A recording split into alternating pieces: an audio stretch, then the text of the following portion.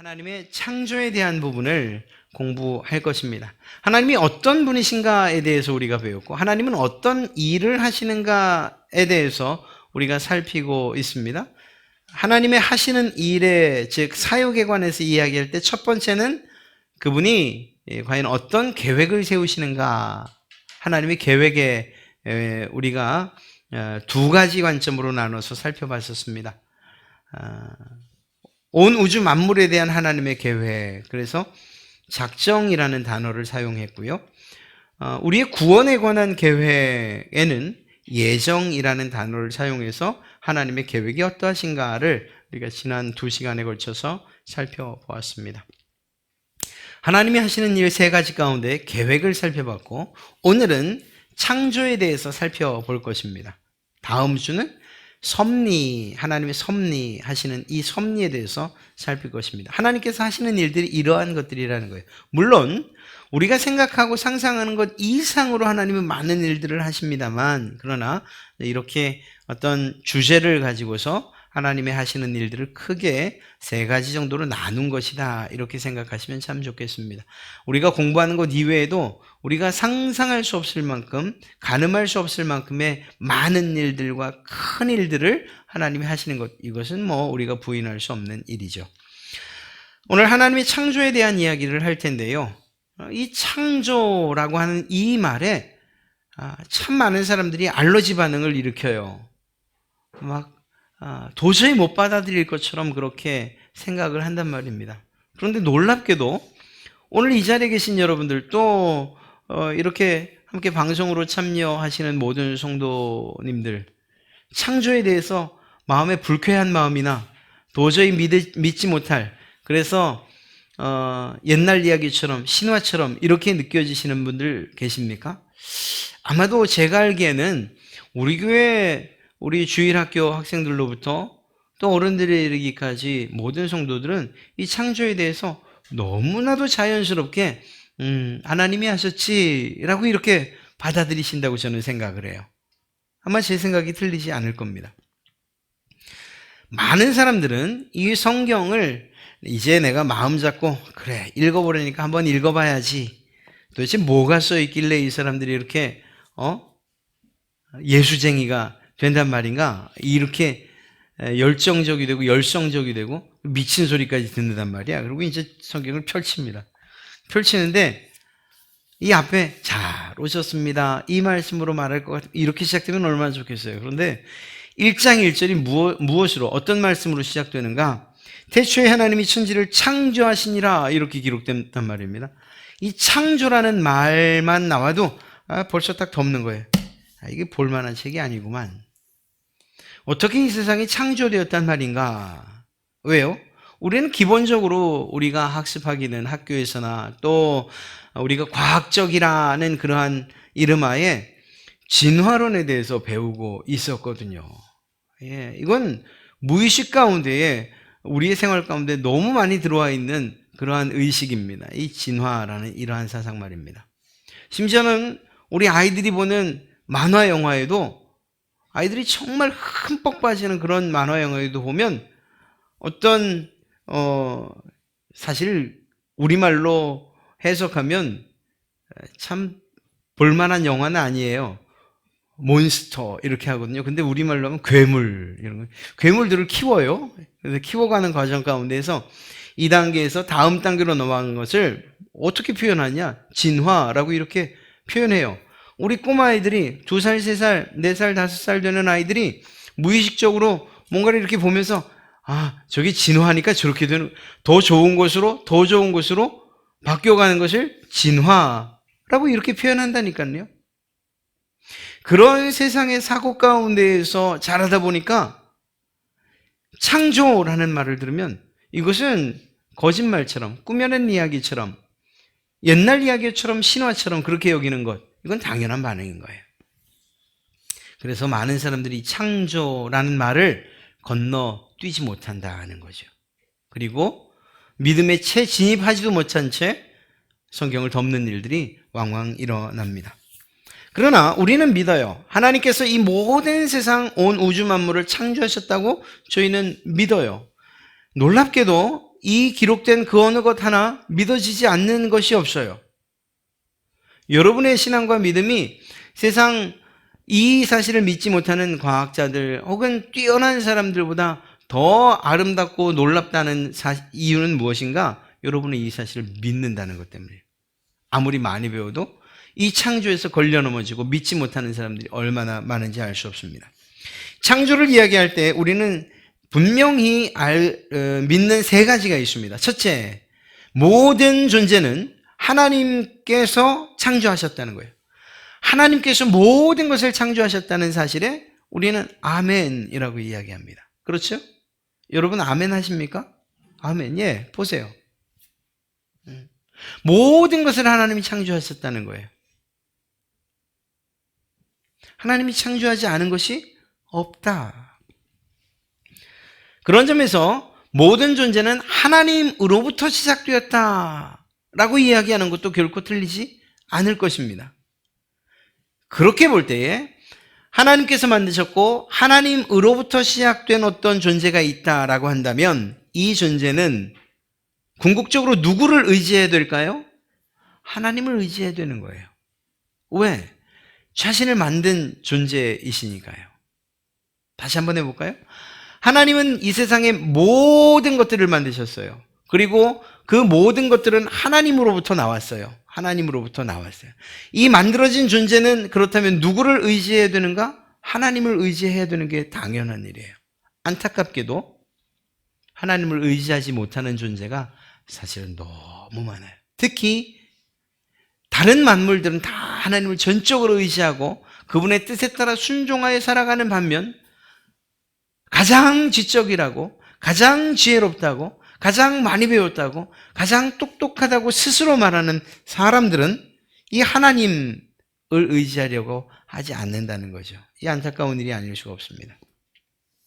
창세기 1장은 창조를 이야기하고 있는데 우리가 잘 아는 과학적인 어떤 용어들을 통해서 이야기하고 있지 않아요. 그냥 선포예요. 태초에 하나님이 천지를 창조하셨다 이렇게 말이에요. 너무 일방적이어서 세상 사람들이 받아들이지 못하는 점도 있을 거예요. 그러나 우리는 그 선포에 대해서 아멘이라고 우리는 화답합니다. 그런 점에서 볼 때 이 창조는 과학적이고 분석적이고 이해해야 되는 영역이 아니라 믿음의 영역이라는 사실을 우리는 잘 알 수가 있어요. 그리고 사실은 우리가 어떤 뛰어난 존재여서 하나님이 창조하셨다는 것을 증명해내거나 혹은 그 증명에 의해서 믿는 것이 아니고 이런 과정이 없어도 우리 가운데 주신 이 믿음을 통해서 하나님이 세상을 창조하셨습니다 라는 이 사실들을 믿는 분들이라는 거죠. 사실은 이것이 얼마나 복된 일인지 알 수가 없습니다. 창세기 1장 1절부터 2절에 태초에 하나님이 천지를 창조하시니라. 이 얼마나 멋있는 선언입니까? 그리고 이 선언에 대해서 아멘이라고 대답하시는 여러분들이야말로 그 누구도 부럽지 않은 훌륭한 믿음의 소유자들이신 줄로 믿습니다. 땅이 혼돈하고 공허하며 흑암이 깊음 위에 있고 하나님의 영은 수면 위에 운행하시니라. 하나님의 창조의 이야기를 이렇게 성경은 시작하고 있습니다. 창조의 특징을 살펴본다면 하나님께서 창조하셨다라고 할 때에 우리는 흔히 성부 하나님만을 생각합니다만 결코 그렇지 않습니다.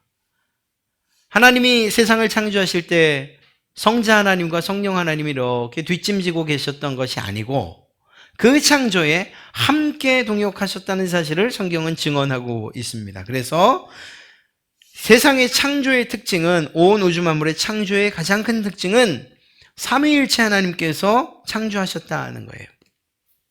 창세기 1장 26절 말씀을 보면 하나님이 이르시되 우리의 형상을 따라 우리의 모양대로 우리가 사람을 만들고 여기서 우리라고 하는 이 복수가 과연 무엇을 의미하는 것일까요?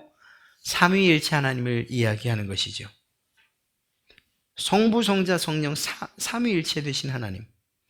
하나님께서 세상을 만드셨어요. 성부 하나님께서 만드셨다라고 우리가 알고 있고 또한 성자 하나님께서 만드셨다. 예수님께서도 이 창조의 사역에 동참하셨다. 요한복음 1장 3절을 보면 만물이 그로 말미암아 이 그는 바로 예수 그리스도를 분명히 이야기하고 있습니다. 문맥적으로 그래요.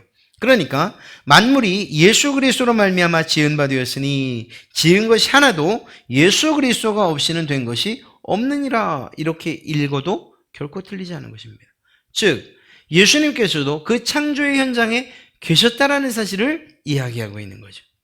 그렇다면 성령 하나님은요? 1장 2절에서 분명히 이야기하고 있어요. 그 땅이 혼돈하고 공허하며 흑암이 깊음 위에 있고 하나님의 영은 바로 성령께서 수면 위에 운행하시니라 라고 그렇게 창조에 함께 동역하셨다는 사실을 증거하고 있죠. 하나님의 창조의 특징은 바로 아무것도 없는 무에서 유를 창조하셨다는 거예요. 우리가 이렇게 이야기합니다. 아니, 사람들이 만들어 놓은 수없이 많은 발명품들, 그리고 그 작품들, 이것도 창조라고 할 수 있지 않아요? 창작물이고 어떤 면에서는 창조라고 말할 수 있어요. 그러나 하나님의 창조와 사람의 창조의 가장 근본적인 차이는 무엇일까요? 하나님은 아무것도 없는 가운데에서 이 모든 세상을 다 만들어내셨고, 사람의 창조라고 하는 이 창작들은 있는 것들을 이용해서 만든 거죠. 물론 그 정신은 상상력이라는 것을 동원해서 정말 생각하지 못한 것들을 만들어낼 수 있어요. 그리고 이러한 만들어진 창작물들 그리고 발명품들을 통해서 인류 역사는 점점 살기 좋은 그러한 시대로 또 그런 환경으로 바뀌어 갔어요. 그러나 그 어느 것도 아무것도 없는 것 가운데에서 무엇인가를 만들어내지는 못한다는 것. 이것이 인간 창조 혹은 창작의 한계인 것입니다. 그러나 하나님은요, 아무것도 없는, 정말 아무것도 없는 가운데에서 하나님이 천지를 창조하셨다라는 거예요. 우리가 말하고 있는 이 물질들만이 아닙니다. 우리가 하나님의 속성과 성품을 이야기하면서 그분의 영원성을 이야기했죠. 영원성은 무엇과 관계된 것이라고 말씀드렸어요? 시간과. 그러면 시간은 언제 만들어졌느냐? 우리 생각엔 시간은 원래부터 있지 않았겠어요? 라고 말하지만 하나님이 창조하시면서 시간도 만들어졌다는 거죠. 성경은 그것을 분명히 증거하고 있어요. 하나님께서 큰 광명체와 작은 광명체를 만드시면서 1월 성수기가 시작된 거죠. 그러니까 이 시간도 하나님의 창조물 가운데 하나라는 거예요. 공간적인 것뿐만 아니라 시간적인 것, 물질적인 것뿐만 아니라 손에 잡히진 않으나 그러나 존재하는 그 모든 것들, 이것이 다 하나님께서 창조하신 것이라는 것이죠. 그리고 그분은 그 모든 것이 없던 상황 가운데서 만들어내신 것이라는 거예요. 또 한 가지는 무엇을 말하고 있습니까? 말씀으로 창조하셨다는 사실을 성경은 증거하고 있습니다. 첫째 날부터 여섯째 날까지 말이에요. 첫째 날은 빛과 어둠을 만드셨죠. 둘째 날 물을 나눠서 하늘을 창조하셨고, 그리고 셋째 날, 넷째 날, 다섯째 날, 여섯째 날, 이렇게 각각 하나님께서 만드셨어요. 그리고 그것을 만드실 때에 말씀으로 선포하셨고, 그 선포와 동시에 만들어졌다는 사실을 성경은 우리에게 이야기하고 있습니다. 하나님께서 말씀하신 거예요. 말씀으로 모든 것을 만드셨다는 것입니다. 인간은 이 흙을 이겨 만들지 않으셨나요? 맞습니다. 그러나 창세기 1장 26절 말씀을 보면 무엇이라고 되어 있는가? 하나님이 이르시되 우리의 형상을 따라 우리의 모양대로 우리가 사람을 만들고 그들로 바다의 물고기와 하늘의 새와 가축과 온 땅과 땅에 기는 모든 것을 다스리게 하자고 하신 하나님의 말씀이 먼저 있었다고요. 그리고 그 만드는 방식에 있어서는 조금 다른 방식을, 가장 귀한 것을 만드는 특별한 방식을 통해 만드셨다는 것뿐이죠. 이렇게 그분 삼위일체 하나님께서 말씀하시고 그리고 만드셨다는 거예요. 다른 모든 것들은 공통적이지요. 하나님이 이르시되 빛이 있으라 하시니 빛이 있은 거예요. 말씀하시니 그것이 이루어진 거예요. 하나님이 빛을 낮이라 부르시니 그 낮이 된 것이고, 어둠을 밤이라 부르시니 밤이 된 거예요. 하나님이 이르시되 물 가운데 궁창이 있어 물과 물로 나뉘라 하셨기에 물과 물로 나뉘어진 거예요. 하나님이 말씀하신 거예요. 하나님이 이르시되, 하나님이 이르시되, 하나님이 이르시되.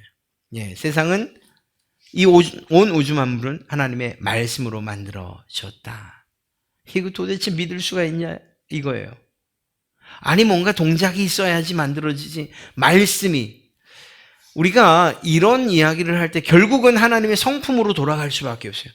하나님께서 어떻게 말씀으로 세상을 만들 수가 있단 말인가? 세상 사람들 가운데 이 말을 가지고서 뭔가를 만들어낼 수 있는 사람이 도대체 어디 있단 말인가? 우리의 입장에서 이렇게 되지 않을 일이라고 말하지만, 그러나 우리가 상상조차 할 수 없는 그분에겐 무엇이 있습니까? 능력이요. 전능하심이 있다니까요.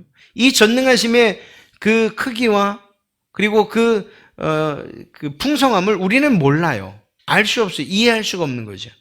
그러나 하나님의 그 능력은 그분이 말씀만으로도 이 세상을 만드실 수 있는 능력이라, 이렇게 우리 믿는 거예요. 그리고 그것이 이 모든 온 우주의 창조에 말씀으로 만드셨다는 이러한 사실들을 이야기하고 있다, 증거하고 있다 하는 것이죠. 그렇습니다. 하나님이 이르시되, 하나님이 이르시되, 하나님이 이르시되. 하나님께서 말씀하신. 이스라엘 백성들이 40년 광야 생활을 합니다. 그때 하나님께서 말씀하시죠. 사람이 떡으로만 사는 것이 아니요, 내 입에서 나온 모든 말들로 살 것이야. 하나님의 입에서 나오는 말씀으로 사는 것이 우리 인간이에요. 우리 인간. 즉 하나님은 우리를 먹이시고 입히시고 그리고 우리를 보호하시고 지키시고 우리의 삶을 유지 보존하실 때 하나님의 특별한 어떠한 능력, 하나님의 손이라고 말하지만 하나님의 손이 어디 있습니까? 그것은 우리 사람에 빗대어서 하나님의 동작과 사역을 설명할 뿐이에요. 네. 그러니까 그분께서 말씀하셨다 할 때도 그 말씀이 어떤 형식의 말씀인지에 대해서는 우리는 정확히 말할 수 없어요. 그러나 그분에게서 나온 것으로 만들어졌다는 거예요. 그분에게서 나온 것으로 40년 광야 생활 가운데 부족함 없이 지냈다는 거예요. 그리고 그것을 우리는 말씀이라고 말하는 거예요. 하나님의 말씀으로 이르시되라는 이런 말씀으로 온 우주가 창조되었다는 사실을 우리는 믿습니다.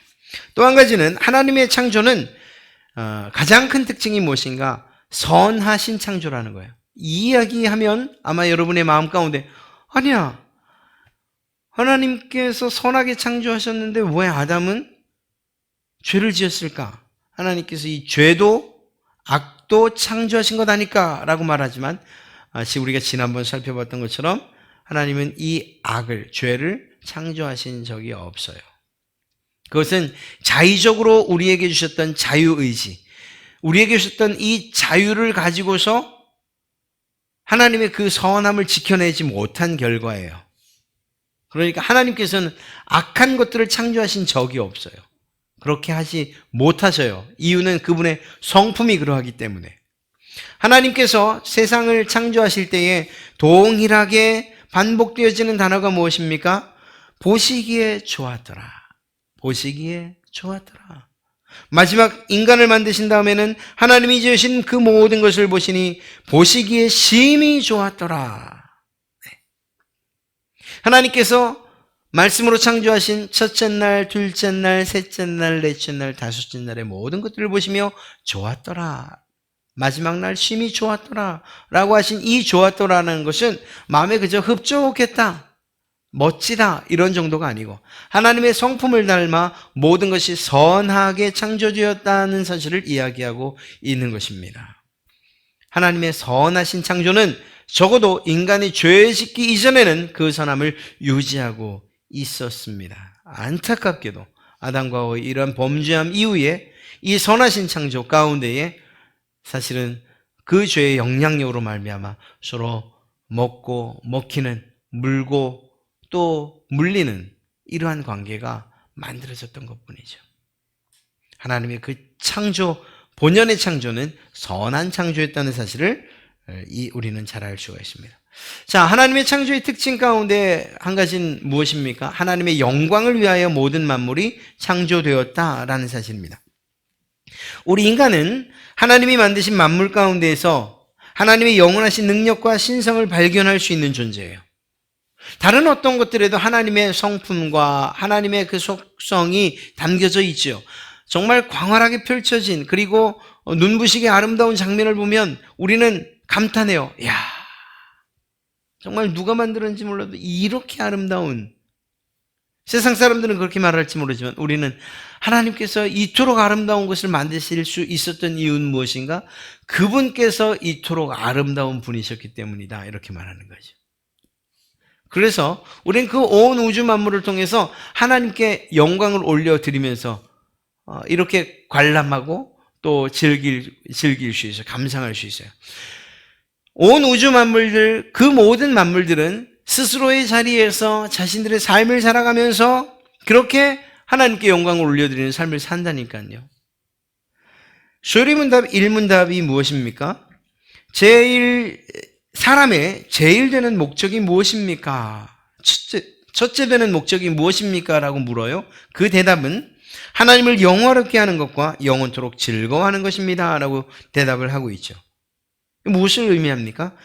이사야서 43장 7절, 내 이름으로 불려지는 모든 자 곧 내가 내 영광을 위하여 창조된 자를 오게 하라. 그를 내가 지었고 그를 내가 만들었노라. 하나님께서 온 우주를, 특별히 우리 사람을 만드신 이유가 무엇이냐?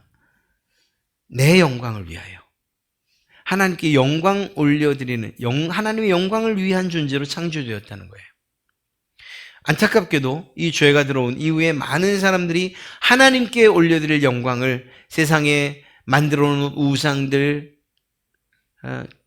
돌로, 나무로, 금으로, 온갖 것으로 만들어 놓은 우상들, 심지어는 자기 자신이 하나님이 취해야 할 영광을 자기 자신이 취하는 일들이 얼마나 많게, 정말 이렇게 악하게 변했는지 알 수가 없어요. 우리는 마음속으로 혹은 습관적으로 하나님의 영광을 위하여 산다는 이러한 표현들을 우리가 해야 될 필요가 있어요.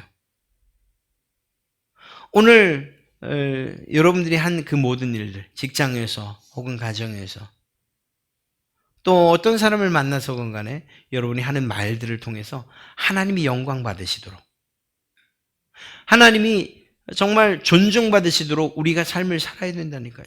그래서 우리 그리스도인들의 삶은 참 큰 무게감이 있게 살아야 되는 거예요. 예수 믿는다고 하면서 욕하면 안 되는 이유가 뭐냐고요? 그 안에 하나님의 내가 하는 말들을 통해서 하나님께서 영광 받으시는가 물어보면 이건 정확하게 답이 나오는 거예요. 우리가 거짓말을 하는 것을 통해서, 남을 속이는 일을 통해서 하나님이 이러한 일들을 통해서 영광 받으신다? 하나님의 존재가 얼마나 허망해집니까? 아니에요. 우리가 늘 정직하게 사는 것을 통해서 하나님이 영광 받으신다고요. 물론 이것을 이야기할 때에 우리가 어떤 삶을 살든지 간에 하나님의 그 충만한 영광이 더 충만해지는 일은 없다니까요. 그러나 하나님께서 우리를 만드실 때에 너는 나의 영광을 위하여 살아라 라고 말했다는 거예요. 그리고 그런 목적으로 지으셨다는 거예요. 그렇다라고 한다면 우리는 우리의 삶의 현장에서 이 일을 통해서 하나님 영광 받으십시오. 내가 이 커피 한 잔 정말 누군가에게 대접하는 이 일을 통해서 그도 기쁘겠지만 내가 이러한 섬김을 통해서 하나님이 영광 받으실 줄로 믿습니다. 이런 마음 말이에요. 내가 열심히 공부를 해요. 하나님, 내가 열심히 공부하는 일을 통해서 하나님 영광 받으십시오. 이렇게 이야기하는 일들이 필요한 거예요. 그렇게 한다면 어떤 일들을 하는데 속이는 일들을 할 수가 있겠습니까? 내가 지금 이 하는 일들을 통해서 하나님이 영광 받으시겠는가라는 질문을 계속해서 던지면서 산다면 속일 수 있겠어요? 거짓말할 수 있겠어요? 이 법을 어길 수 있겠어요? 그래서 답답한 일이에요. 어떤 분들 이렇게 얘기해요. 우리가 기독정당을 만들어야죠. 이렇게 말해요. 저는 반대예요. 기독교인들이 정당을 만들어서 어떤 힘을 표현하려고 하지 말고 그냥 예수 믿는 국회의원들이 다니는 그 교회 담임 목사님들이 그 국회의원들을 잘 가르쳐서 하나님께 영광 올려드릴 줄 아는 그런 국회의원으로 만들면 돼요. 그래서 어떤 법을 제정할 때도 이 법을 통해서 하나님이 영광 받으실까? 내가 이것에 찬성하면 하나님이 기뻐하실까? 하는 이런 의식을 가지고서 살아가게끔 그렇게 국회의원들을 교육시키면 되는 거예요. 우리 교회 국회의원 한 분 계시면 제가 그렇게 교육시키겠어요. 근데 안 계셔요. 다행히. 그래서 여러분들에게 말씀드린 거예요. 여러분들이 어느 곳에 계시든지 간에 그런 마음을 가지고 사셔야 되는 거예요. 내가 이 일을 할 때 하나님이 영광 받으시겠는가? 이렇게 할 때에 어떤 일들이 있냐면 참 바보스럽다, 미련스럽다, 저렇게 순해갖고 순해 터져갖고 세상 살아갈 수 있겠냐? 이런 말들 분명히 들어요. 좀 야가 빠져야지 살아가지. 그걸 또 이제 또 지혜롭다. 야, 참 좀 순발력이 있다. 영리하다. 이렇게 좋게 표현하지만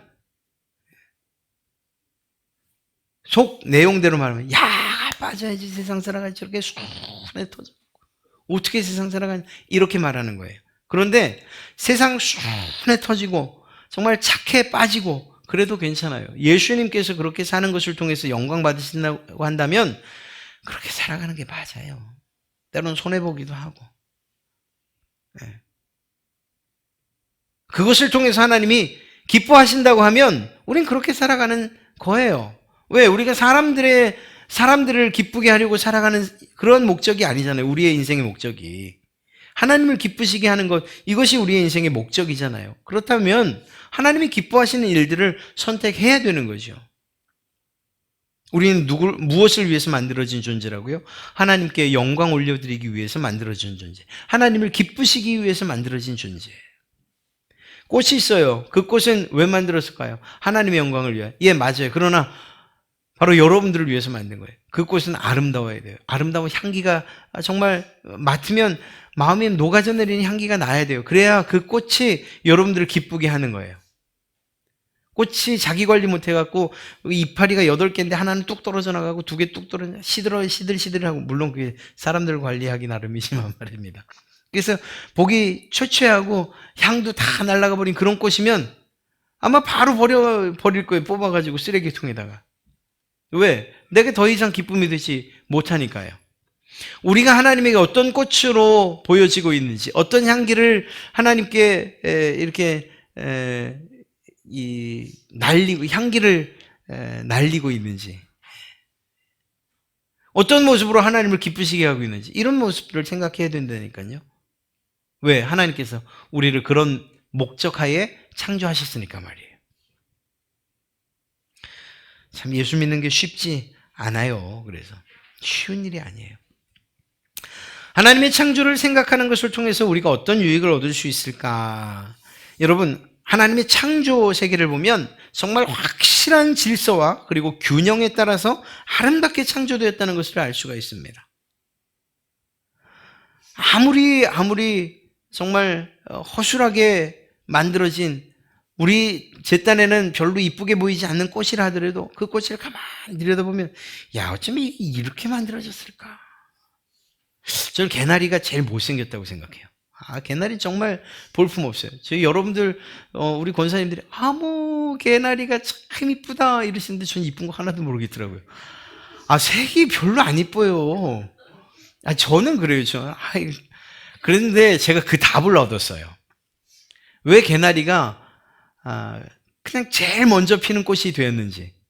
누가 그러더라고요. 개나리가 정말 못생겨서, 정말 안 이쁜 꽃이어서 봄에 처음 맞이하는 꽃이라는 거예요. 다른 꽃들과 비교할 수가 없어서 그 꽃만 보면 야, 너 정말 이쁘구나 이렇게 말한다는 거죠. 근데 또 그런 것 같아요. 진달래만 옆에 펴도 개나리가 별로 안 이뻐 보이는데 개나리들만 있으면 또 이뻐 보여요. 그 개나리 한번 보세요. 보면 그냥 제 딴에는 별로 안 이쁜 것 같아도 여러분들이 보면 얼마나 이쁘니까 그냥 이쁘다고 하시는지 모르겠어요. 조화가 있잖아요. 아름답잖아요. 세상에 그렇지 않은 것들이 없어요, 사실은. 하나님께서 만들어 오신 모든 피조물들, 아무리 미물이라고 해도, 보잘것없다고 해도, 그래도 만들어 놓은 그것을 자세히 들여다보면 정말 아름다운 질서를 가지고 있고 아름다운 형체를 가지고 있고 그 안에 질서와 균형이 있어요. 하나님께서 그런 분이시기 때문에요. 그렇다고 한다면 우리 안에 가장 놀라운 피조물, 가장 멋진 피조물인 우리 인간들 안에 하나님의 형상이 담겨 있고 그것으로 회복되어져 간다라는 이 말은 무엇을 말하는 것이겠습니까? 우리 사람들, 특별히 그리스도인들이 살아갈 때에 하나님의 이러한 만드신 목적 그리고 그 담겨져 있는 질서와 균형을 이루면서 살아가야 된다는 거예요. 사회적으로 말이에요. 지켜야 될 질서가 있다면 그것들을 반드시 지켜야 되고요. 그리고 균형, 이게 나 혼자만이 아니라 다른 사람들과의 균형을 생각하면서 그렇게 함께 어우러져 가는 이러한 삶을 살아가야 되는 거예요. 왜? 하나님께서 그런 모습으로 이 세상을 만드셨기 때문에요. 그리고 그것을 보시면서 아름답다고 말씀하셨기 때문이죠. 교회 안에서도 마찬가지예요. 성도들 간에 서로 균형을 맞추는 일 중요해요. 높다고, 아니 실제로 높은 분 계시면 좀 낮아지려고 애쓰시고요. 낮은 분 혹시 계시면 이렇게 스스로 낮아지시거나 아니면 정말 존재감 없이 살 게 아니에요. 하나님께서 나를 당신의 자녀로 삼으셨으니 이 얼마나 귀한 일입니까? 서로 낮아지고 높아지고 이 균형을 맞추는 거예요. 물질에 있어서도 마찬가지예요. 교회의 물질들이 어떻게 사용되어야 되는가? 서로 균형 맞게 사용되어져야 되는 거예요. 제가 언젠가도 말씀드렸잖아요. 개혁주의 안에서의 하나님께 드리는 이 교회의 재정, 이거는 어떤 방식으로 이루어졌는가? n분의 1이에요, n분의 1. 교회 성도들이 예를 들어서 100이 필요하다고 하면 성도들이 100으로 나눠서 만약 50명이면 2씩 부담하는 거예요, 둘씩. 이게 기본적인 원칙이에요. 그런데 세상 살다 보니까 어떤 사람들이나 모든 사람들이 다 똑같이 삶의 이 부요함이 혹은 부가 모든 사람들에게 다 똑같습니까? 그렇지 않잖아요. 그러니까 둘을 내야 되는데 하나밖에 못 내는 사람을 위해서 많이 가진 사람이 셋을 내는 거예요. 하나도 못 내는 사람도 있을 수 있어요. 그런 상황에서 넌 왜 하나도 못 내냐라고 말하는 것이 아니라 아무 말 하지 않고 둘을 더 내는 거예요. 있는 사람이. 그렇게 균형을 맞추는 거예요. 교회 안에서의 재정도 그런 방식으로 이루어져야 되는 거예요. 그래서 그러한 일들이 될 때 목사가 많이 내는 사람들을 의지하지 않게 돼요. 저 사람, 그냥 한마디 하면 그냥 바들바들. 이런 일을 없게 되는 거예요. 모든 사람들이 서로 알아서 부족한 것들을 채우고 또 그렇게 해서 모든 필요들이 채워지게끔 되어야 되니까 말이에요. 그런 방식으로 교회는 이러한 질서와 균형, 하나님의 창조의 그러한 성품을 따라서 유지되고 또한 보존되어야 되는 거예요. 사실 우리가 있는 세상도 마찬가지예요. 가정에서도 마찬가지예요.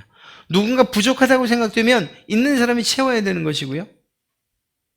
그리고 또 있는 사람들은 무엇인가 정말 이 의기양양하고 교만한 모습이 아니고 오히려 낮아지는 모습으로 채우고 또 채우는 모습들, 이것이 필요한 것이죠. 하나님께서 피조물들을 창조하실 때 매우 다양한 것들을 창조하셨다는 것을 꼭 기억하시기 바랍니다. 헤아릴 수 없을 만큼 다양한 것들을 창조하셨어요. 우리가 수로 셀 수 있느냐? 셀 수 없어요. 우리의 손가락이 모자라서요. 우리 10개밖에 안 되잖아요. 더 많은 것들을 수없이 셀 수 없을 만큼의 것들을 창조하셨어요. 무엇을 말하는 것입니까? 이 모든 피조물들은 서로 물고 뜯고 또 서로 먹고 먹히는 그런 관계, 이 죄 때문에 그런 관계가 되었음에도 불구하고 대부분의 모든 피조물들은 조화롭게 살아가요. 사람만 빼고 나머지 것들을 보세요. 서로 조화롭게 살아가요. 비록 저놈이 나를 먹을 걸 알지만 그럼에도 불구하고 조화롭게. 그래서 쉽게 잡아먹히는 종들은 개체수가 더 많고 위로 올라갈수록 그 개체수가 적고 이런 균형과 조화를 맞춰서 말이에요. 그런데 헤아릴 수 없을 만큼 많은 것들이 만들어져 있다니까요. 인간 역시 이러한 하나님께서 만드신 이 원칙을 따라서 서로를 존중하면서 그리고 조화롭게 그렇게 살아가야 되는 거예요. 나 하나 독불장군처럼 살아갈 게 아니에요. 나 하나 잘 되자고 다른 사람들 어떻게 살든지 상관없이 막 그렇게 그냥 나 하나만 잘 되자고 살아가서는 안 돼요. 정말 왜 이렇게 힘들어요? 사는 게 왜 힘들어요? 돈이 있는 사람들이 더 많이 가지려고 하다 보니까 힘든 거예요. 왜 힘들어요? 힘을 가진 사람들이 그 힘들을 좀 나눠주면 좋겠는데 그 힘을 왜 가졌냐? 다른 사람 거 뺏으려고 힘을 갖다 보니까 그렇지 못한 사람들이 힘들어지는 거예요. 그래서 정말 하고 싶지 않은 말이지만 돈이 돈을 낳고 힘이 힘을 낳는 이런 세상, 정말 불균형한 이 부조리한 세상이 되어버리고 만 거예요. 힘을 가진 사람들이 조화롭게, 그렇지 못한 사람들을 위해서 자기의 힘을 사용하고 물질들을 사용하고 이런 일들이 있으면 얼마나 좋겠어요. 모든 것들이 다 따라할 건 아닙니다만 참 기독교적인 역사관을 가지고 세계관을 가지고 살아가는 그러한 나라들을 좀 보세요. 정말 발달한 게 뭐예요? 기부 문화가 너무너무 잘 발달되어 있잖아요. 이거 나 혼자 살아가는 거 아니다. 내가 이렇게 부하게 된 것은 나를 위해서 희생한 사람들이 있고 그들을 위해서 내가 반드시 나의 이 소유를 기부와 헌납을 통해서 이렇게 함께 나눠야 된다. 이런 의식들이 있잖아요. 그런 것들이 정말 안타까운 거죠. 그러니까 적어도 우리 교회 안에서부터 그리고 여러분들의 자라난 세대들에게 1등이 너 잘 살아야지. 다른 애들 괜찮아. 좀 밟고 올라가. 이렇게 말하지 마시라고요. 그냥 함께 살아가는 거예요. 함께. 서로 조화를 이루면서. 이것을 확증적으로 제가 이게 반드시 필요한 일이다라고 말씀드리는 마지막 이유가 무엇인가 하면 모든 사람은 하나님이 하나님의 모양과 이 형상대로 창조하셨어요. 여러분 안에 하나님의 형상이 담겨져 있다고요. 믿지 않는 사람은요? 형상이 담겨 있을까요? 당연히 담겨 있죠. 그도 사람인데요. 안타까운 것은 마치 깨진 이 거울 조각처럼 부서진 파괴된 모습으로 하나님의 형상이 비춰질 따름이에요. 우리는요? 참 감사하게도 이렇게 우리도 깨져버리고 부서진 그러한 파편 이 조각조각 난 우리의 하나님의 형상의 모습을 가지고 있었는데 예수님께서 우리가 또 예수님을 믿음으로 말미암아 이 하나님의 형상을 우리 안에서 회복시켜 주셨어요. 이게 다른 거예요. 우리는 하나님의 회복된 형상을 점점 회복되어져 가는 그러한 형상을 담고 살아가는 사람이에요. 물론 완전하지는 않지만 말입니다. 그런 점에서 볼 때에 비록 인간 안에 믿지 않는 사람을 포함해서 인간 안에 담긴 하나님의 형상이 비록 죄로 인해서 파괴되었다 할지라도 여전히 그 형상, 하나님의 형상을 담고 있는 존재라는 사실을 잊지 말아야 된다니까요. 그래서 존엄의 대상, 누군가를 존귀히 여기고 존중하고 존엄하게 여기는 이 대상에서 뺄 사람이 없다는 거예요. 뺄 사람이. 어린아이라고 해서 아무것도 할 줄 모르는 어른이라고 해서 이 두 사람에게서 존귀함과 존엄을 빼버리면 안 돼. 남자와 여자 구별이 있어서는 안 되는 거예요. 능력이 있건 없건, 재산이 있건 없건, 학벌이 있건 없건, 지역이 어디든 간에, 연령이 어떻게 되든지 간에 그 누구도 차별의 대상이 돼서는 안 된다는 거예요. 누구나 사람으로 태어났다면 누구나 존중받아 마땅하다니까요. 반려동물들의 그러한 그 인권이라고 못하고 뭐라고 해야 돼요? 권리는 참 챙기는데 그에 비해서 사람의 권리는 오히려 등한시여긴다. 이거 정말 잘못된 거죠. 하나님의 형상을 담고 있다는 생각을 할 때 그가 혹여 장애를 입었던 혹은 정상적이든 똑같은 하나님의 형상을 담고 있다고 우리는 생각해야 되는 거예요. 어린아이건 어른이건 똑같이 하나님의 형상이 담겨져요. 남자이든 여자이든 구분이 없어요. 하나님의 형상이 담겨져 있는 건 똑같은 거예요. 목사이건 혹은 여러분이건 똑같아요. 누구나 구분이 없어요. 그래서 존엄의 대상에서 제외될 사람은 아무도 없다니까요. 이 사실들을 우리 마음에 새겨야 됩니다. 그러니까 나를 기준으로 뭔가 부족하다고, 좀 없다고, 무시하지 마세요. 하나님이 여러분을 무시하면 어떡하려고? 그러시면 안 돼요. 여러분이 그런다는 게 아니고 그러지 말자고요.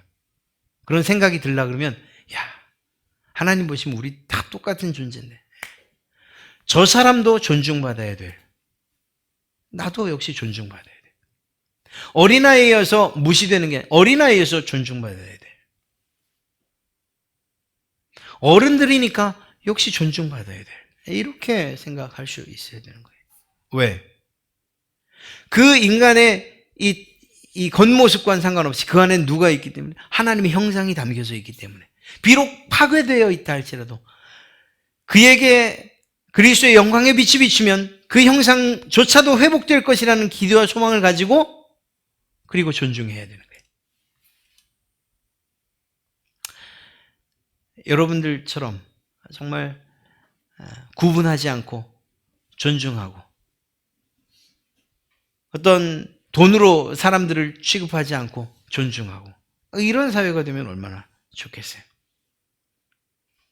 그러면 정말 그 흉악스러운 말하기조차 끔찍스러운 그런 일들이 벌어지겠어요. 그렇지 않죠. 그렇지 않아요. 그럴 수 없는 거죠. 태어나지 않은 우리 정말 복중에 있는 태아 이것도 이도 생명이라고 생각한다면 그 안에도 하나님의 형성이 담겨 있는 건 분명해요. 그러니까 존중받아야 되는 거예요.